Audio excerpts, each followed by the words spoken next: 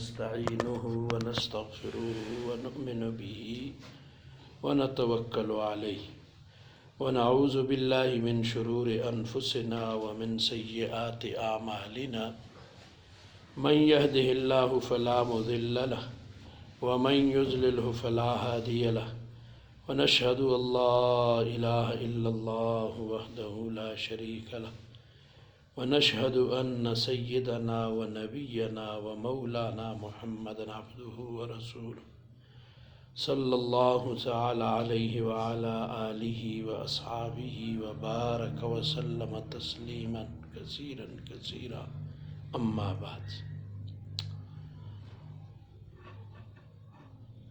عن علي بن حسين رضي الله عنهما إن صفية زوج النبي صلى الله عليه وسلم أخبرته أنها جاءت إلى رسول الله صلى الله عليه وسلم تزوره في اعتكافه في المسجد في العشر الأواخر من رمضان أو كما قال في حديث طويل.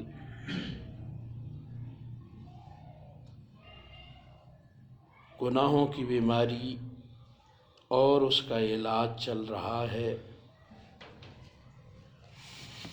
جس طرح جسم کے اندر کوئی بیماری ہو تو اس کی مختلف انواع اور اقسام ہوتی ہیں، اسی طرح روح کی بیماریوں کی بھی بہت ساری انواع اور اقسام ہیں.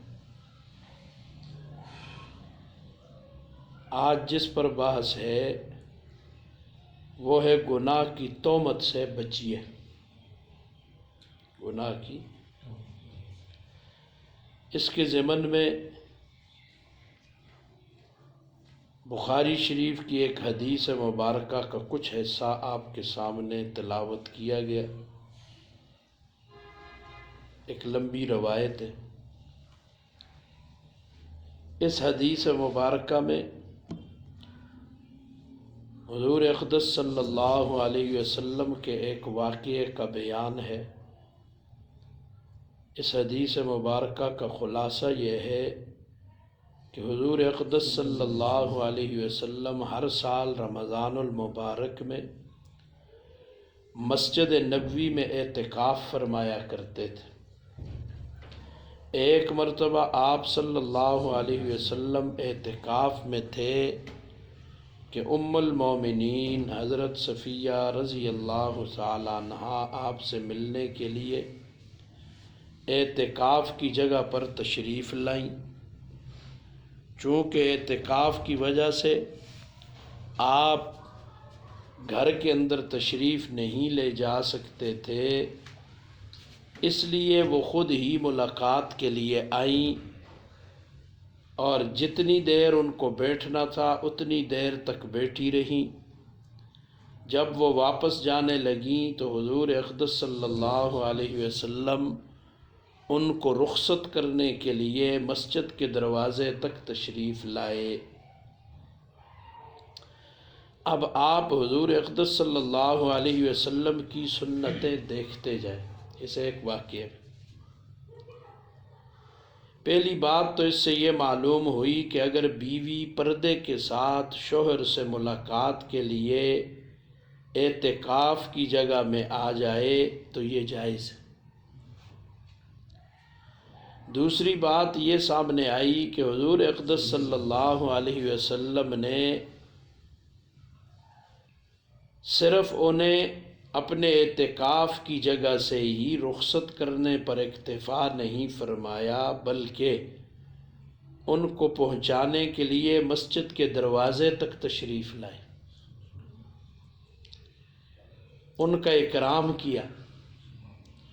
اس عمل سے حضور اقدس صلی اللہ علیہ وسلم نے یہ تعلیم دے دی کہ بیوی کے ساتھ ایسا معاملہ اور سلوک کرنا چاہیے جو برابری کی بنیاد کا ہو.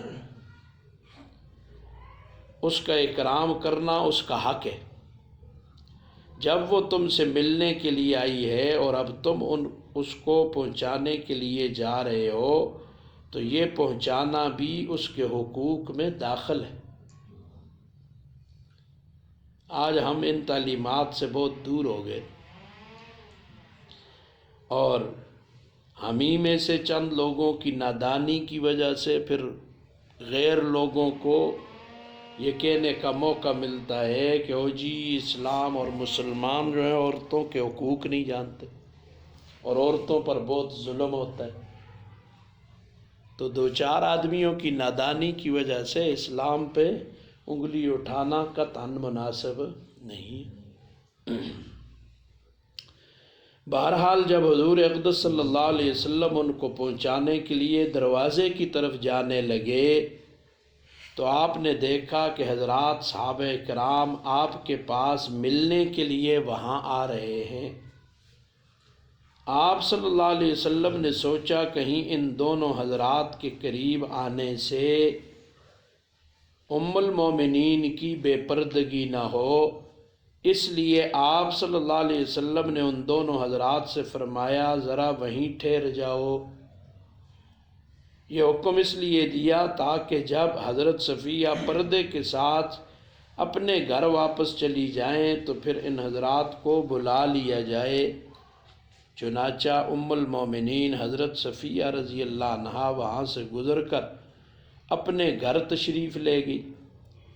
پھر آپ صلی اللہ علیہ وسلم نے ان دو حضرات سے فرمایا کہ اب آپ تشریف لے آئیں۔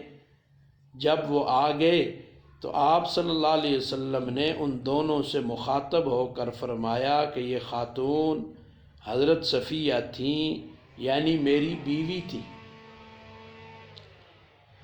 ایک روایت میں یہ بھی آیا کہ آپ نے ان سے فرمایا کہ یہ صراحت میں نے اس لیے کر دی کہیں شیطان تمہارے دل میں کوئی برائی نہ ڈال دے۔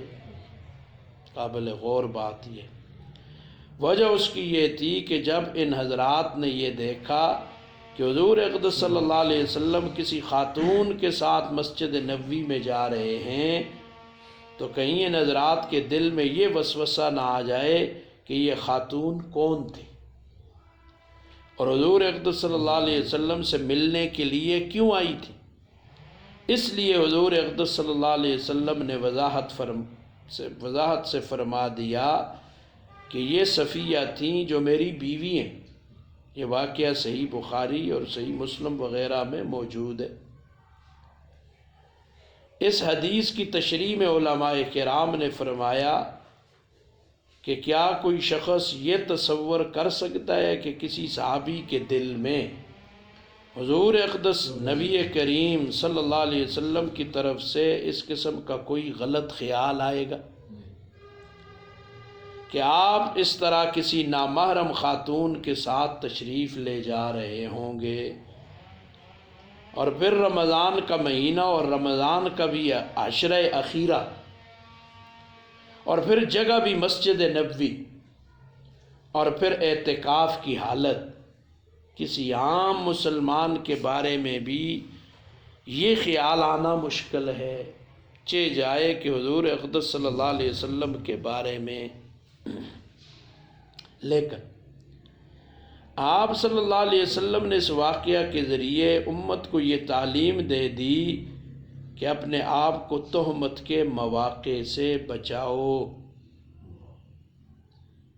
اگر کسی موقع پر اس بات کا اندیشہ ہو کہ کہیں کوئی تہمت نہ لگ جائے یا کسی کے دل میں میرے بارے میں غلط خیال نہ آ جائے تو ایسے مواقع سے بھی اپنے آپ کو بچاؤ۔ حدیث کے طور پر ایک جملہ نقل کیا جاتا ہے کہ حضور اقدس صلی اللہ علیہ وسلم کی طرف منسوب کیا جاتا ہے کہ اتقوا مواضع التہم، تہمت کی جگہوں سے اپنے آپ کو بچاؤ۔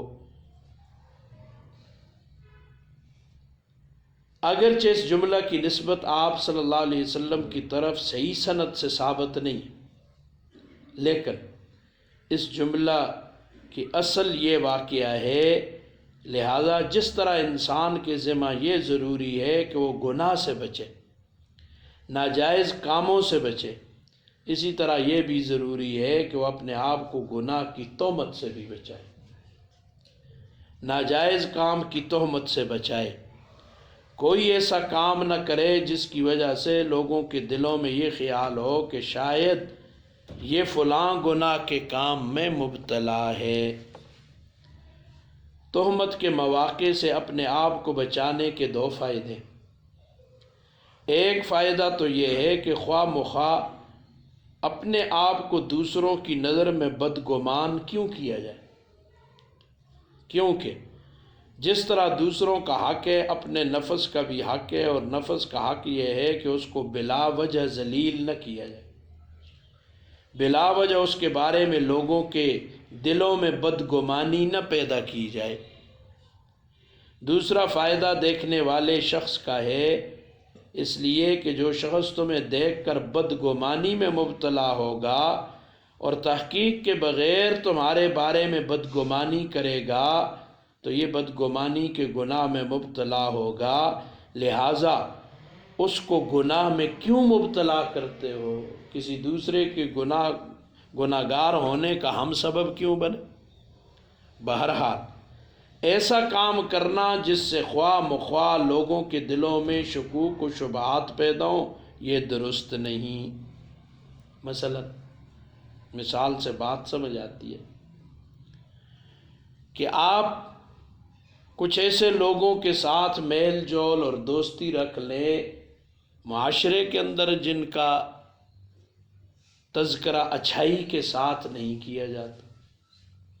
مثلاً کہتے ہیں یہ چرسی ہے فلان، اب چرسیوں کے ساتھ بیٹھو گے تو بے شک نہ پیو، بے شک ان جیسے اعمال نہ کرو، لیکن دیکھنے والا کیا سمجھے گا کہ یہ بھی چرسی ہے۔ اور اسی طرح نبی کریم صلی اللہ علیہ وسلم کی حدیث مبارکہ کہ آدمی اپنے دوستوں اور یاروں سے چونکہ پہچانا جاتا ہے تو دیکھ لینا چاہیے تم کس کو اپنا دوست بنا رہے۔ گناہ کے جو مواقع ہوتے ہیں وہاں جا کر آپ چاہے گناہ نہ کریں، لیکن گناہ کے ان مواقع کے پاس سے گزرنا اور اس طرح گزرنا کہ دیکھنے والے یہ سمجھیں کہ یہ شخص بھی اس گناہ میں مبتلا ہوگا، یہ بھی درست نہیں۔ حضرت نے مثال دی، مثلا کوئی سینما ہال ہے، اب آپ اس سینما ہال کے اندر سے یہ سوچ کر گزر گئے کہ چلو یہ راستہ مختصر ہے، یہاں سے نکل جائیں۔ اب آپ نے وہاں نہ تو کسی تصویر کو دیکھا اور نہ کوئی اور گناہ کیا، لیکن جو شخص بھی آپ کو گزرتے ہوئے دیکھے گا تو وہ یہی سمجھے گا کہ آپ سینما دیکھتے آئے ہوں گے، اس لیے آپ نے ایسا کام کر لیا جس کی وجہ سے خواہ مخواہ آپ پر تہمت لگ گئی اور شبہ پیدا ہو گیا۔ ایسا کام کرنا بھی درست نہیں، اور اگر کبھی ایسی نوبت آ جائے جس سے شبہ پیدا ہو تو وضاحت کر کے بتا دینا چاہیے کہ میں یہاں فلاں مقصد سے آیا تھا، جیسا کہ حضور اقدس صلی اللہ علیہ وسلم نے بتا دیا کہ یہ حضرت صفیہ رضی اللہ تعالی عنہا ہیں۔ حضور صلی اللہ علیہ وسلم کی سنت یہ بڑا نازک معاملہ ہے۔ ایک طرف تو اپنے آپ کو جان بوجھ کر متقی ظاہر کرنا، یہ بھی شرعاً پسندیدہ نہیں، میں بڑا بزرگ ہوں۔ دوسری طرف بلا وجہ اپنے آپ کو گناہگار ظاہر کرنا، یہ بھی پسندیدہ نہیں، اور نہ یہ حضور اقدس صلی اللہ علیہ وسلم کی سنت ہے کہ نہ جی گناہگار ظاہر کرو، بلکہ آپ صلی اللہ علیہ وسلم کی سنت یہ ہے کہ اپنے آپ کو تہمت سے بچاؤ۔ کیوں کسی کو موقع ملے کہ وہ خواہ مخواہ کی تہمتیں لگاتا پھرے۔ ایک فرقہ گزرا ہے جو اپنے آپ کو ملامتی کہتا تھا اور پھر اسی ملامتی فرقہ کے نام سے مشہور ہوا۔ یہ فرقہ اپنی ظاہری حالت گناہگاروں، فاسقوں اور فاجروں جیسی رکھتا تھا، ٹھیک ہے، مثلاً وہ نہ تو مسجد میں جا کر نماز پڑھتے تھے، نہ ریاکاری ہو، بعض لوگ اس کو بزرگی سمجھ لیتے، بزرگ ہے جی. اور نہ ہی کسی کے سامنے ذکر و عبادت کرتے تھے، اپنا حلیہ بھی فاسقوں جیسا بناتے تھے. ان کا کہنا یہ تھا کہ ہم اپنا حلیہ اس لیے ایسا بنا دیتے ہیں تاکہ ریاکاری نہ ہو جائے، دکھاوا نہ ہو جائے. اگر ہم داڑھی رکھیں گے اور مسجد میں جا کر صف اول میں نماز پڑھیں گے تو لوگ یہ سمجھیں گے ہم بڑے بزرگ آدمی ہیں، لوگ ہماری عزت کریں گے، اور اس سے ہمارا دل خراب ہوگا، اور اس کے نتیجے میں ہمارے دلوں میں تکبر پیدا ہوگا. اس لیے ہم مسجد میں نماز نہیں پڑھتے.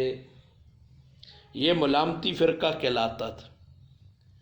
یہ نام اس لیے پڑ گیا کہ یہ لوگ اپنی ظاہری حالت ایسی بناتے تھے کہ دوسرے لوگ ان پر ملامت کرے، برا بھلا کہیں کہ یہ کیسے خراب لوگ ہیں.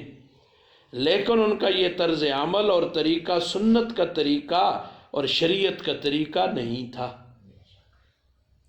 اور نہ ہی یہ ہمارے بزرگان دین کا صحیح طریقہ تھا. یہ ہو سکتا ہے کوئی اللہ کا بندہ غلبہ حال میں ایسا طرز اختیار کر گیا ہو، غلبہ حال، ایک جنے کو بے ہوشی کے دورے پڑ جائیں تو ہم بھی اس کی طرح بننے کی کوشش کریں، یار ہی جی بے ہوش ہو یا میں بھی ہو جاؤں. وہ تو اس پر بے ہوشی کے دورے بیماری کی وجہ سے پڑے. تو کسی اللہ والے کے ایسے حالات ہوتے ہیں، بیچارے ان حالات کو چونکہ وہ سنبھال نہیں سکتے تو وہ بے اختیار، جیسے جسم سے مثال دے دوں، مثلاً ایک ہی کھانا ایک جگہ بیٹھ کے ہم کھائیں تو ایک آدمی کا اس سے پیٹ خراب ہو جائے اور اس کو کہ آنا شروع ہو جائے اور دست شروع ہو جائے، تو اس کا مطلب اس بیچارے کا معدہ کمزور تھا، وہ ہضم، ورنہ 2 4 6 آدمیوں نے اور بھی تو اس کے ساتھ کھایا تھا. تو اسی طرح جس کا روح کا معدہ کمزور ہو نا، وہ ذرا بس ذکر فکر کیا تو بس حالت غیر ہو جاتی ہے بیچارہ. تو وہ معذور ہے بیچارہ جی، وہ اللہ تعالیٰ کے یہاں معذور ہوگا، لیکن اس کا یہ طرز عمل قابل تقلید نہیں. جیسے ہمارے یہاں بابا تنکا ہوتا تھا، اللہ بخشے، وہ تو غلبہ حال تھا ان لوگوں پر، وہ مجذوب ہیں. تو وہ مجذوب، وہ قابل تقلید نہیں ہوتے کہ ہم بھی ان کی طرح بن جائیں، کیونکہ یہ طرز عمل شرعاً درست نہیں کہ آدمی اپنے آپ کو ریاکاری اور تکبر سے بچانے کے لیے ایک دوسرے گناہ کا ارتکاب کرے. ریاکاری ایک گناہ ہے، اور اس گناہ سے بچنے کے لیے ایک دوسرے گناہ کا ارتکاب کر رہا ہے کہ مسجد میں نماز نہیں پڑھ رہا ہے. شرعاً یہ بالکل درست نہیں. اللہ تعالیٰ نے جس چیز کو حرام کر دیا بس وہ حرام ہو گئی.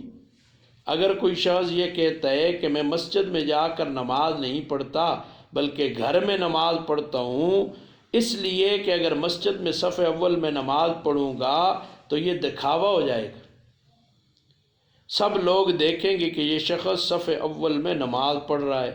چنانچہ کتنے لوگ ایسے ہیں جن کے ذہنوں میں یہ خیال آتا ہے. ریاکاری، بعض چیزوں کا ظاہر کرنا شریعت کا مطالبہ ہے، ٹھیک ہے. نکاح لڑکے اور لڑکی کی رضا کا نام ہے نا، لیکن شریعت کیا کہتی ہے؟ گواہ رکھو، گواہ لاؤ. اب کوئی کہے نا جی گواہ لاتے ہیں تو یہ ریاکاری ہو جائے گی. عجیب الٹا ذہن ہے. مت مارنا اسی کو کہتے ہیں نا، پھر اسے سیدھی بات بھی الٹی نظر آتی. یاد رکھیے یہ سب شیطان کا دھوکہ ہے. جب اللہ تعالیٰ نے کہہ دیا مسجد میں آ کر نماز پڑھو تو بس اب مسجد میں ہی آ کر نماز پڑھنا ضروری ہے. اور یہ خیال کہ یہ مسجد میں جا کر نماز پڑھنے سے ریاکاری اور دکھاوا ہو جائے گا، یہ سب شیطان کا دھوکہ ہے. اس خیال پر ہرگز عمل مت کرو اور مسجد میں آ کر نماز پڑھو، اور اگر ریاکاری کا خیال آئے تو استغفار کر لو، استغفر اللہ ربی من کل ذنب واتوب الیہ. فرائض کے بارے میں شریعت کا حکم یہ ہے کہ ان کو اعلانیہ ادا کیا جائے، فرائض اعلان ہوں گے۔ البتہ نوافل گھر میں پڑھنے کی اجازت، نفل پڑھنا ساری دیہڑ کل ساری رات کھڑے ہو جاؤ، کون روکتا ہے؟ لیکن جہاں تک فرائض کا تعلق ہے تو مردوں کو چاہیے وہ مسجد میں جا کر جماعت سے ادا کریں، اور اس ملامتی فرقہ کی جو بات بیان کی اس کا شریعت سے اور قرآن و سنت سے کوئی تعلق نہیں، اور شرعاً وہ طریقہ جائز نہیں۔ صحیح طریقہ وہ ہے جو حضور اقدس صلی اللہ علیہ وسلم نے بیان فرمایا، وہ یہ کہ تہمت کے مواقع سے بچو۔ فرض کریں کہ آپ کسی شرعی عذر کی وجہ سے مسجد میں جماعت سے نماز نہیں پڑھ سکے، اس وقت آپ کے پاس کوئی مہمان ملنے آ گیا اور آپ کو خیال آیا کہ چونکہ اس مہمان نے یہ دیکھ لیا ہے میں مسجد میں نماز میں شریک نہیں تھا، تو یہ مہمان میرے بارے میں یہ سمجھے گا میں جماعت سے نماز نہیں پڑھتا، تو اس وقت اگر آپ اس مہمان کے سامنے جماعت سے نماز نہ پڑھنے کا عذر واضح کر کے بتا دیں کہ فلاں عذر کی وجہ سے میں جماعت میں نہیں پہنچ سکا تھا، تو کوئی گناہ کی بات نہیں، بلکہ یہ موضع تہمت سے بچنے کی بات۔ اس لیے اس مہمان کے دل میں آپ کی طرف سے یہ تہمت آ سکتی تھی کہ شاید یہ جان بوجھ کر جماعت کی نماز چھوڑ رہا ہے۔ اب آپ نے عذر بیان کر کے اس کا دل صاف کر دیا، اس میں نہ ریاکاری ہے اور نہ دکھاوا ہے، بلکہ یہ تہمت سے اپنے آپ کو بچانا ہے۔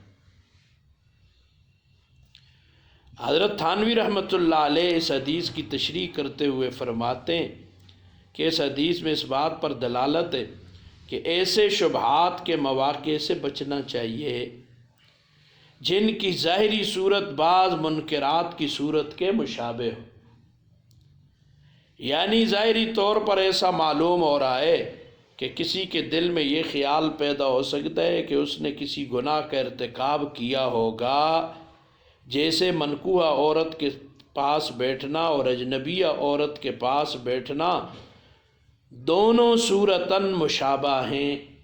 ایک آدمی ہے، عورت ساتھ بیٹھی ہوئی ہے تو وہ اس کی نکاح کی بیوی ہے، تو اسی طرح کوئی اجنبی بیٹھی ہوئی ہو تو دونوں بظاہر تو ہے کہ نا، باہر سے آنے والے کو تو نہیں پتہ یہ اس کی بیوی ہے یا اجنبی عورت۔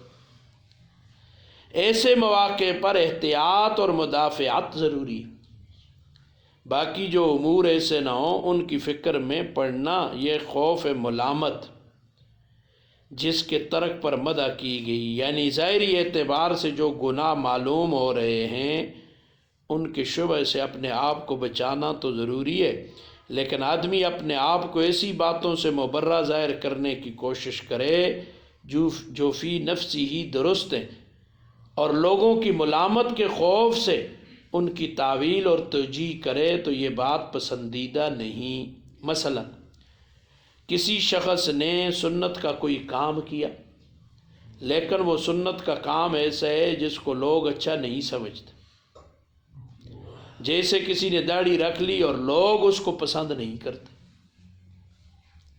اب یہ شخص اس کی تعویل کرتا پھر رہا ہے تاکہ لوگ اس کو ملامت نہ کریں اور اس کی برائی نہ کریں، یعنی میں داڑھی اس لیے نہیں رکھ لا لوگ داڑھی کو گالیاں نہ دیں، داڑھی کو برا بھلا نہ کہیں، میں نے تب مٹائی ہوئی۔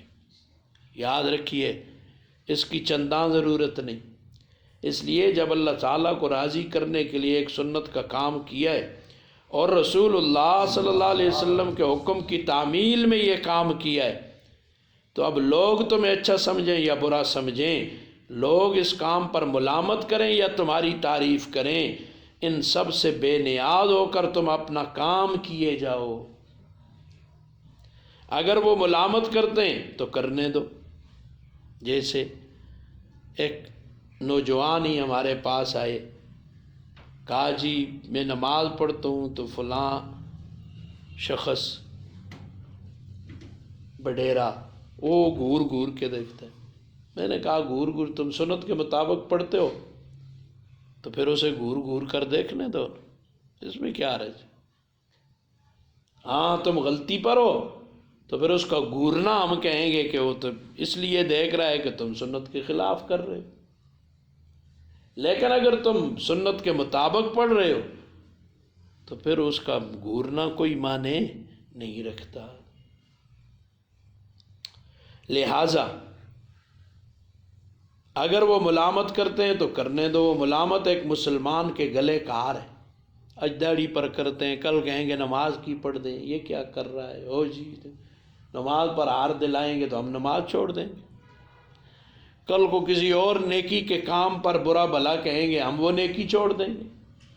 یہ شیطان نے اچھی پٹی پڑھائی ہے، کیسا وار کیا ہے، وہ جی اس لیے کہ لوگ داڑھی کو پھر برا بھلا کہتے ہیں، میں نے اس لیے مڈائی ہوئی، وہ اس کے لیے زینت ہے۔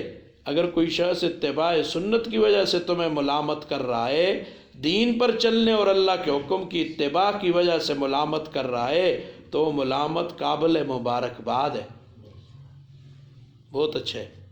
یہ انبیاء علیہ الصلوات والسلام کا ورثہ ہے جو تمہیں مل رہا ہے، ان کو بھی تو لوگ کہتے تھے اس سے مت گھبراؤ اور اس کی وجہ سے اپنی برات ظاہر مت کرو۔ خلاصہ یہ نکلا کہ اپنے آپ کو کسی گناہ کے شبہ سے بچانے کے لیے کسی دوسرے پر کوئی بات ظاہر کر دینا کہ یہ بات اصل میں ایسی تھی، یہ عمل صرف یہ کہ ناجائز نہیں بلکہ یہ عمل پسندیدہ ہے، تاکہ اس کے دل میں تمہاری طرف بدگمانی پیدا نہ ہو۔ اس لیے دوسرے کو بدگمانی سے بچانا بھی ایک مسلمان کا کام ہے۔ مثلا آپ کے وہاں چلے گئے، ادھر شادی ہال کا افتتاح ہو رہا تھا، ٹھیک ہے، تو اس میں جو کہنا تھا وہ کہہ دیا، سب کو پتہ ہے کیا کہا۔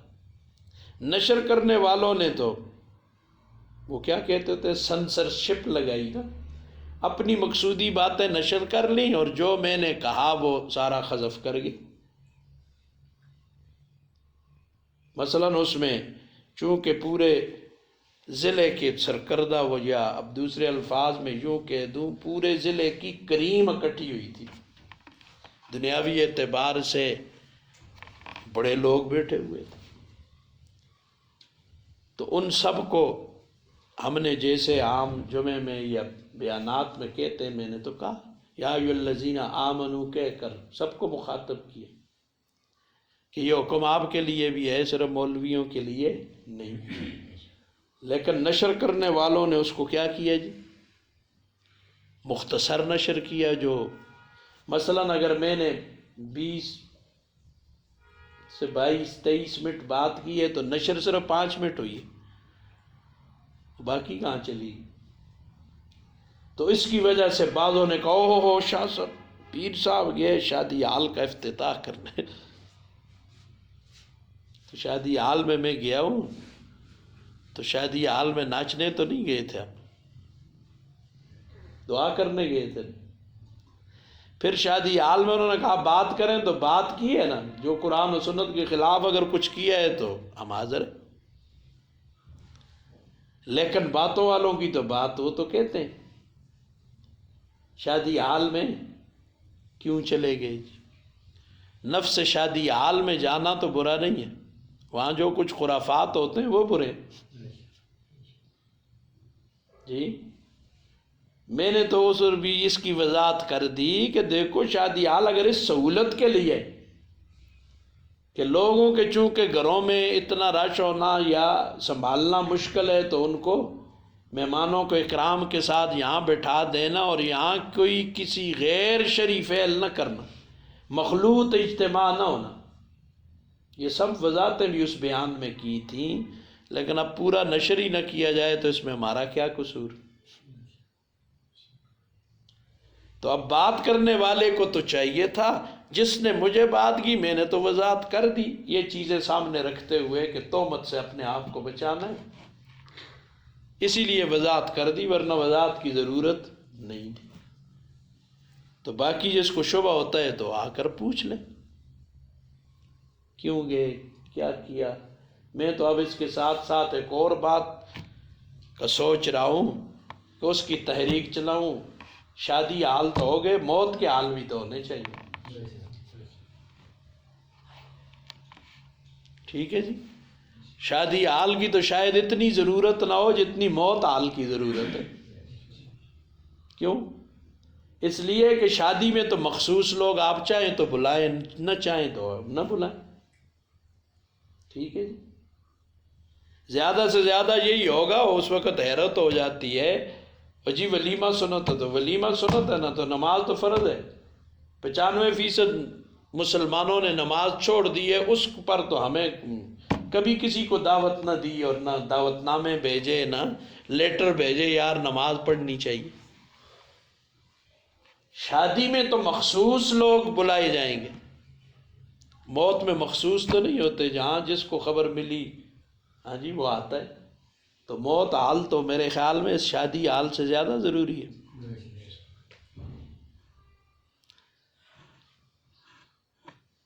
لیکن موت حال پھر وہ پیسے نہیں مانگ سکیں گے. انہوں کو کس طرح آخساں یار اتنے لاکھ روپے موت حال تو یہ تو ویسے بھی ایک شہر کی اب ضرورت ہو گئی. پہلے اتنی آبادیاں نہیں تھیں، گزارے چل جاتے تھے. اب تو آبادیاں زیادہ ہو گئی تو ان چیزوں کی ضرورت زیادہ پڑ گئی. جی اللہ اکبر. بہرحال اپنے آپ کو کیا کرنا ہے جی، تہمت سے. جیسے ادھر سے کوئی گولی مار رہا ہو تو اپنے کو بچانا فرض ہے نا. کیوں مار رہا ہے بھائی؟ تو ایسے ہی جیسے جان بچانی فرض ہے تو ایمان بچانا بھی فرض ہے. دوسرا یہ کہ کسی کو کوئی ہماری وجہ سے گناہگار کیوں ہو، ہماری وجہ سے کوئی گناہگار نہیں ہونا چاہیے.